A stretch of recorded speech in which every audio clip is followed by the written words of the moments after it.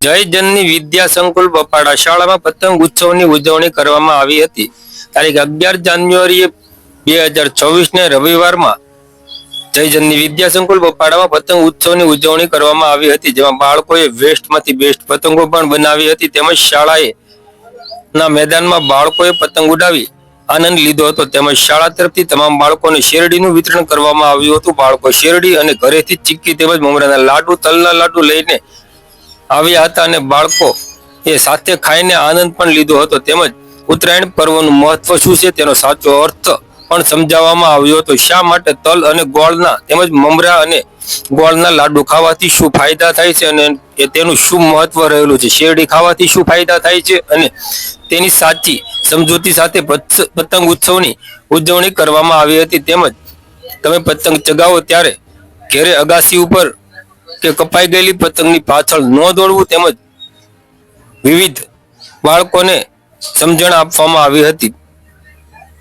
તાર કે ઇલેક્ટ્રિક થાંભલામાં ફસાયેલી પતંગ લેવા ન જવું, આવી માહિતી શાળાના માર્ગદર્શક ડીજે કોરડિયા દ્વારા આપવામાં આવી હતી। સાથે સાથે તળાજા શહેરવાસીઓને શુભેચ્છા સંદેશ પણ પાઠવ્યો હતો।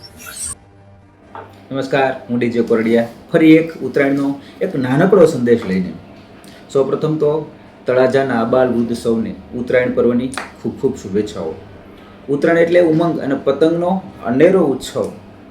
આપણે સૌ ખૂબ આનંદથી પતંગો ચગાવીએ, ખૂબ આનંદથી આ ભારત વર્ષના મહાનતમ ઉત્તરાયણ પર્વની મોજ માણીએ। પરંતુ આજે એક સંદેશ છે કે ઉત્તરાયણ બાદ આબાલ વૃદ્ધ સૌની જવાબદારી છે કે આપણે છત પર, વૃક્ષ પર કે કોઈ તાર સાથે વીંટળાયેલી દોરી છે, પતંગ છે, એમને એકઠી કરી અને એમને એક જગ્યાએ લગાવીએ અથવા તેનો નિકાલ કરીએ। શા માટે? કારણ કે આ દોરી સાથે નિર્દોષ પક્ષીઓ, પશુઓ પગ, હાથ, ગળા, પાંખથી ઘાયલ થાય છે અને આ જીવન સારવાર ન થતાં એ આ જીવન છે પોતાનું અંગ ગુમાવે છે તથા કેટલાક તો મૃત્યુને પણ પામી જાય છે।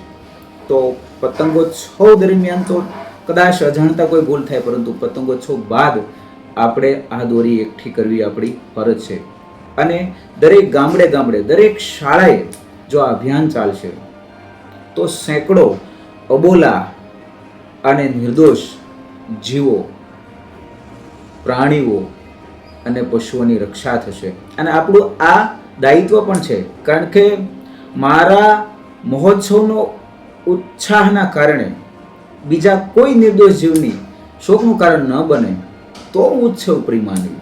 તો આપણે સૌ આ ઉત્તરાયણ પર્વે આપ સર્વને, અબાલ વૃદ્ધ સૌને, સમગ્ર તળાજાને વિનંતી છે કે આપણે આસપાસ પતંગ દોરીઓને એકઠી કરી અને નિશ્ચિત સ્થાને લગાવીએ કે નિકાલ કરીએ।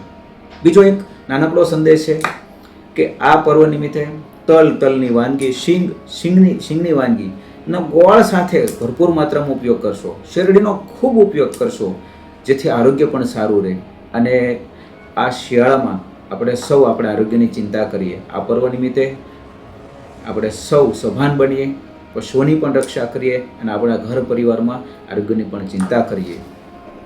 જય હિન્દ, જય ભારત।